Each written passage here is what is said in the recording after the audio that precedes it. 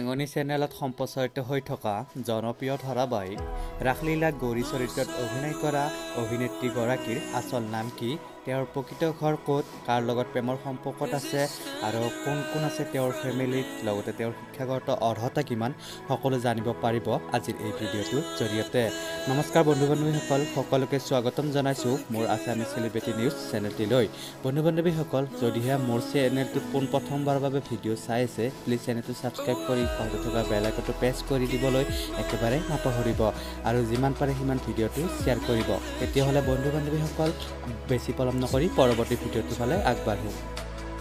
লীলাত গৌৰী চৰিত্ৰত অভিনয় কৰা অভিনেত্ৰীগৰাকীৰ প্ৰকৃত নামটো হৈছে এনিশা হাজৰিকা আৰু এনিশা হাজৰিকাৰ জন্ম হৈছে 2002 চনৰ 7 ফেব্ৰুৱাৰী তাৰিখে আৰু তেওঁৰ জন্মস্থান হৈছে যোৰহাট জিলাত।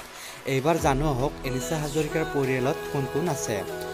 তেখেতৰ পৰিয়ালত মাক, ভায়েক আৰু আইতাক আছে। এইবাৰ জানো আহক তেখেতৰ শিক্ষাগত অৰ্হতাৰ কথা। তেখেতে যোৰহাট জিলাৰ জগন্নাথ বৰুৱা মহাবিদ্যালয়ত শিক্ষাগত লাভ কৰে আৰু এইবাৰ জানো আহক তেখেতৰ অভিনয় জগতত কেনেকৈ খোজ পেলালে। তেখেতে অভিনয় জগতত পুৱতি তৰা আৰু কহুৱা বনৰ চাহ